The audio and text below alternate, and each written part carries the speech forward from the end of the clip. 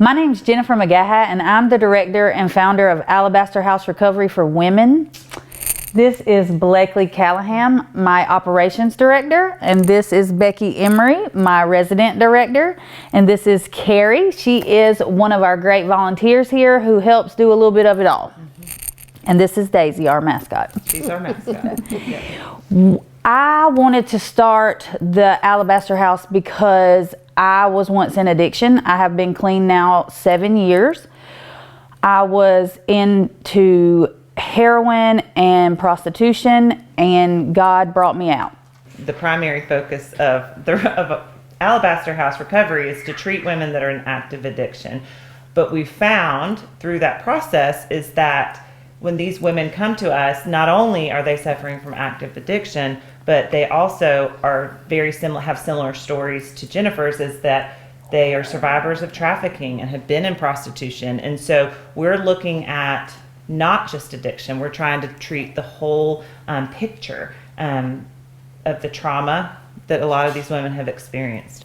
So part of our job here is when we bring the women in, not only teaching them the 12 steps, but giving them other tools of how to manage money, how to deal with their depressions, their anxieties, their failures, teach them how to learn self-worth, that not living in the past, but trying to show them that there's a future, that as long as you're living in the past, you're stuck there. But we try to give them hope and give them something to look forward to. We're not judging them.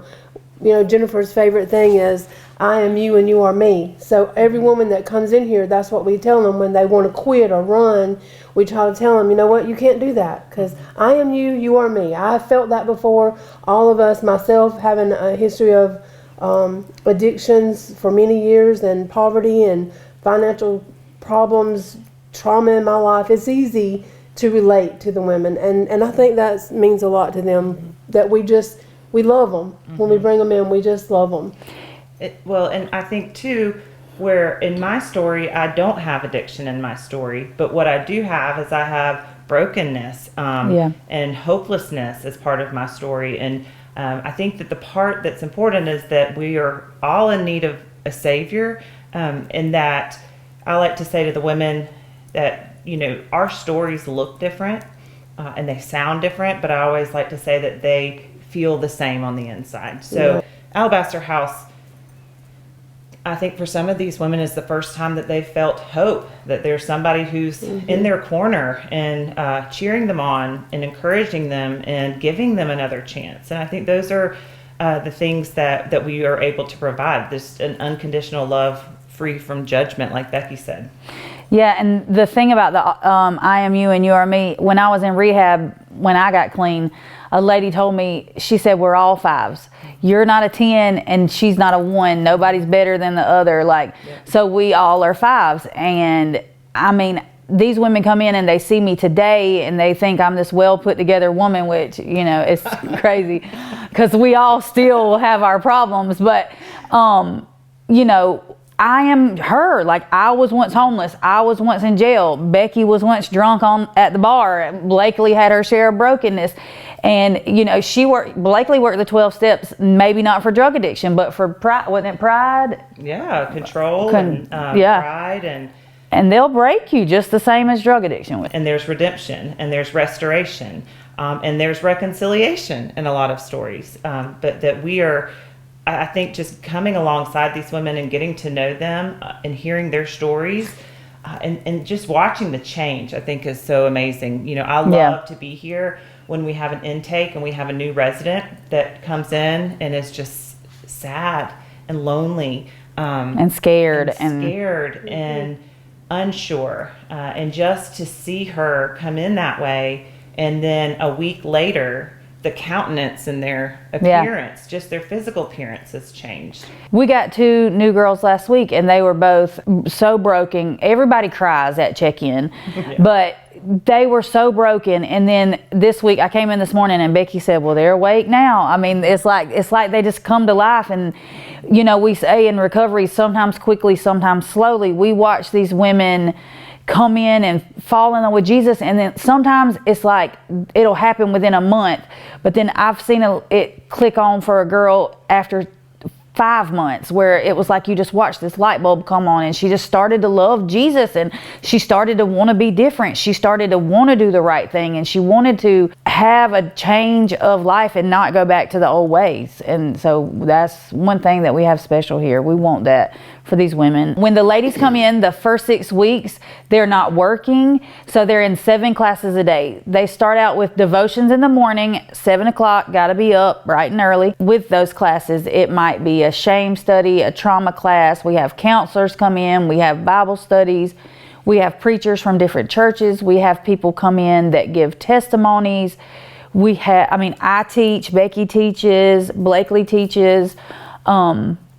We have just several people in the community come in and help us. The girls go out to the rec center and have a sewing class. They go to Celebrate Recovery. We go to New Spring Recovery in Anderson. Just several different things to keep the women on track. And then after 6 weeks, they are allowed to get a job to work first shift, and then they'll come home after their first shift job and they'll continue with their classes. But my favorite class that they do that I touched on just a second ago is their Proverbs. So there's 31 books in the book of Proverbs, and so they read the proverb for the day. Say today is February 4th. They would read the 4th book of Proverbs, and they will write the verse that stands out to them, how they can apply it to their life. And I just think when they graduate, we can look at the first month of Proverbs to the last month of Proverbs, and you can just see how much they've grown and how much God has really penetrated their heart and how much this time here has changed them. I think my favorite part of the day is when I get to sit down and teach, and most of the time I'll do something that deals with addiction or trying to transfer over to knowing who Jesus really is and telling them about him, and like you said, just teaching them and asking them questions. With each class, you can see a different response. You can see when they're not getting it, and then all of a sudden when they do get it. And I like to hear their stories too, and just let them know that, you know what, we're here to listen, but we also, when we hear all the negative, to be able to pop back with all the positive. You know, yeah, but you don't understand. I've been homeless for 15 years. Well, you don't understand. You don't have to be homeless anymore. Welcome home. And here at the Alabaster House, I'm the mean one in the group. No, you're not. So when they come to my class, I'm real forceful with them, and most of the time they're in tears when we're done. But, you know, you can't patty cake things in life. You just have to be honest and truthful with them. And when it's all over and they hug me and tell me they love me anyway. And you teach a shame study. Yep, I teach a shame study that has been provided to us by Grace Church, and it's really impactful and powerful that women just suffer from shame. You know, it steals their identity, and I think that here, being able for them to just start to see what their actual identity is, that they've just been so lost for so long that they start to identify that, you know, they're not viewed as an addict. That's not their label. They're a daughter of the King. They're royalty. God doesn't identify them by their sin. He identifies them by their heart. And I think to see them when they start to realize that is super powerful. So the shame study is a pretty impactful one. I've done several others, but that one I think seems to be pretty impactful. And then there's so much more than just addiction, and that I think them just discovering that there is freedom and there is hope and that they are going to be okay. When we have women that say, you know, this is the first time they've lived in a house. Yeah. First time they've slept in a bed. And that's powerful. Blakely was standing up one Sunday morning making an announcement at church, and I just had been kind of seeking out something to do. I have some time now. I'm empty nested, so I have just some time on my hands, and I felt like God was saying, like, this is something that you can help with. I have loved getting to know these ladies. I don't know the girls as much because I usually work in the office mostly, but I want to get to know them. But just getting to know them has really just blessed me, and yeah, it's okay. It's okay. I feel that way all the camera time. girl. Sorry, Yeah. but I really do. I respect them, and I respect the work they do, and just see how God's really using them to change other people. They were talking about what they teach, but when I come in and teach, I teach AA, but I also love to teach how really the AA book of Alcoholics Anonymous ties into the Bible. Like, I just love that.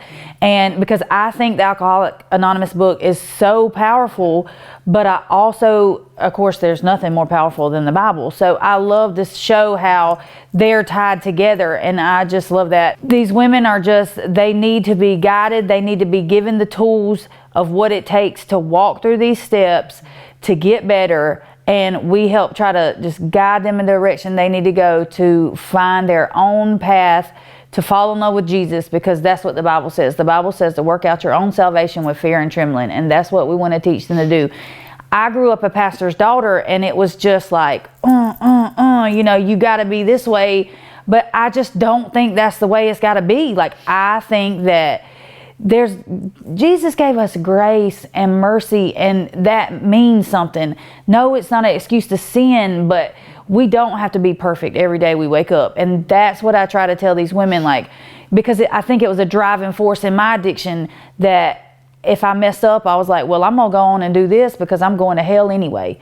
And I just think that if you can understand the extent of Jesus's grace and mercy, then you got a shot at recovery. Since the Alabaster House opened, we have served over 100 women have come through our doors, and we have had 30 graduates from our program since May of 2021. The South Carolina statistics show that between 2020 and 2021, the number of drug overdose deaths increased by 25%. That's and that crazy. was just 4 years ago. And they continue to go up. And the biggest concern are still opioids and the mental health issues that come along with drug use. So our statistics here at the Alabaster House is we have an 82% success rate. So the national average is way lower than that. Like, people outside, I know there's a few Christian places here in South Carolina, and I'm sure there are recovery places throughout the Southeast that are probably Christian based, but the average here at Alabaster is 82%, and the national averages are not touching that.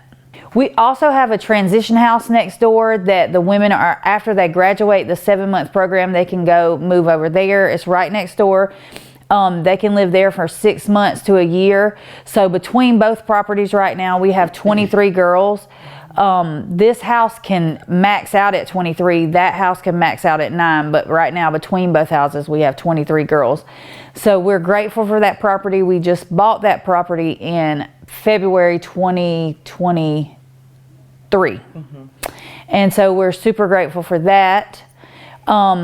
We're always looking for partners in the community to help these women get jobs, better paying jobs, because if they can only get a dead-end job that's making minimum wage, then it's hard to try to inspire them to have a better future when they're only making, you know, $7.25, $10 an hour. It's hard to survive off that.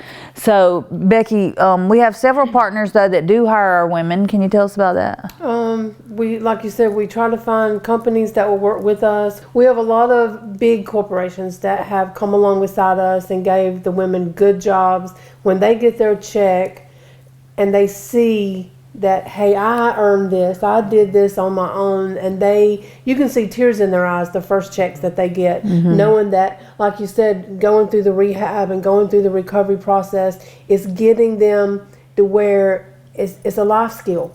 It's teaching them that they can earn an honest living, and it helps introduce them back into society, bringing them back up to that hope, that something that energizes the inside of them, to saying, hey, you know, if I can do this now, I can do this when I leave. And like you said, with the transition house, they work and they're learning structure, and if they're not quite ready to step out into the real world just yet, they can go next door to our transition home, and we give them that avenue where they can stay for another 6 months or whatever until they know how to pay bills.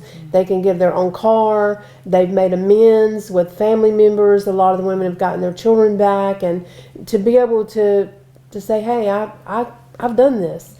We're just super grateful for all the partners we have that, like, just because they finish our program and then they finish transition or they're ready to move on doesn't mean they're quitting. Doesn't mean it's like, you know, we have several places that we can offer them to go after that. So. And I'd like to say that I think that our success rate too has a lot to do with the fact that once they leave our program, they never leave our hearts. they stay in touch with Jennifer or myself or Blakely. We don't shut the door on them just because they've completed the program. We encourage them to find good sponsors. Call us if you have a slip. Call us if you need help. Doesn't matter what time, day or night it is. We're always here to help you and support you. And we want to teach them that, if they do the right thing, their families will also at one point say, hey, I'm proud of you. And they will be there with them and for them too. Yeah. And I think what sets us apart from other rehabs is that we provide every single basic need that every resident that comes into our program does not go without. I think that Jennifer mentioned, we serve a lot of women that are coming out of homelessness and out of incarceration, and they literally show up on our doorstep with the clothes that they have on, and we are able to provide clothing for them. We are able to provide all of their meals, all of their transportation, a warm house to live in, warm bed and linens. Everything that they could possibly need is provided for them. And I think that is so amazing that we're able to do that. And we're really only able to do that with the help of people who are investing in our ministry. Community partners or monthly donors are so important. If you want to help give, we would love for you to do that. The way you give is on our website. It's alabasterhouserecovery.org, and there's a link that says give here. We need all the help we can get because it's not cheap to run this place. It costs a lot, but it takes a lot. If we as a community want people in this community to be non-drug users and people who are not robbing your porch while you're sleeping at night, or people who are not going to jail every other day for stealing from the grocery store or whatever, like these women need your help. It could be your daughter or your mama or your sister. We want all the help we can get because they need it and they deserve it because they matter. It doesn't matter where they've been and it doesn't matter what they've done. And so that's why, we need your help. And a lot of people will say, well, I really don't have a whole lot to give. Yeah. But I remember one girl that we took in a year or so ago. Somebody had donated some money and we bought a brand new pair of shoes. So it's not the amount that you give. We want as much because it does take a lot. But even the smallest gift can make a major difference in somebody's life. To give her, she said, I've never had a new pair of shoes before in my whole life that she could remember. So when you're thinking about giving and pouring into the Alabaster House, it can be time, it could be giving a girl a ride, it could be $20 a month, $10 a month. Hey, but let me say this too about that girl with the shoes. She said that was the first pair of brand new shoes she got. She's the one who just got her son back. She just got a new car. She has her own place now. Yes. She is doing great. And because of one seed changed a life, and it's been 2 years now, right? Yeah. It changed her life to where she lives the life that God has called her to live. And now she'll tell everybody about the Alabaster House and about how good God is and how she had no hope of survival until she came here. And because we loved her and people sowed into her, and they're still continually sowing into her. So now she's able to where she wants to give back. If we can make them sound, we're going to make disciples out of them so that they can tell the next person that's strung out on drugs or just living in a world of trauma that there's hope for you too. Yeah. Right. And I think too that we forgot to mention about, especially about how our organization's impacting the community is, I'll never forget one of our very first graduates, 40 years old, decided that she wanted to go to college. And she applied for college. To North Greenville University. None of us really knew that she was doing that right away. And she got accepted at North Greenville University and enrolled as a 4-year college student at age 40. I think that is amazing. And our house mom, one of our house moms, who's been with us since the beginning, she's at Tri-County now. Yep, we all went to her graduation this past fall when she got her GED, and now she's enrolled, working full time, and enrolled taking college level credit classes at Greenville Tech. So it's just amazing to see that that what others, how you invest in our ministry and how the dividends, you Right.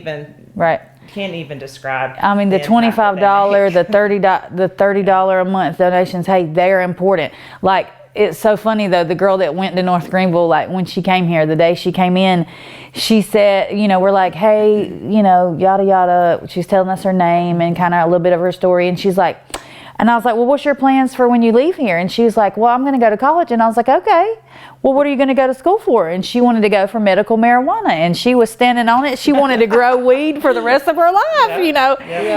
But you know, then she ended up taking Christian counseling at North Greenville University, and she's about to get married now. So I just love that. But and through that time while she was here, she didn't have a whole lot of money.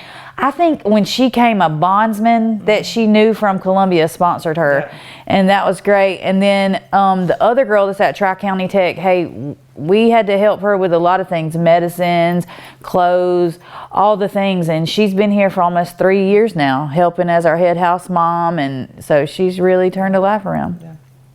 If you have any questions or want to contact us, you can contact us through our email is alabasterhouserecovery@gmail.com, or you can call me at 864-971-1075. We want to talk to every person before they get here. We want to know they're serious, because I think the reason that Alabaster is set apart is because when you come here, you have to want it. Like, we can't make you want it. You have to want it, and you have to, hey, when you come here, you're going to get in trouble and you're going to have consequences. And somebody who doesn't want recovery is not going to want the consequences they get here when they get in trouble. So we want to talk to everybody. We want to know that they're serious. So if you are interested in coming to the Alabaster House, you can call me or Becky. And if you want to come here and maybe volunteer, we have a volunteer packet. We will be glad to send anybody. We need all the volunteers. We need teachers. We have several open classes right now. And if anybody wants to help sponsor a lady the first 6 weeks when you come in, there is a cost. If you're interested in helping with that, we'd love for you to call us and we could give you more details on that. And if you want to give, again, our website is alabasterhouserecovery.org, and there's a link to give on there, and we appreciate all the help you can give.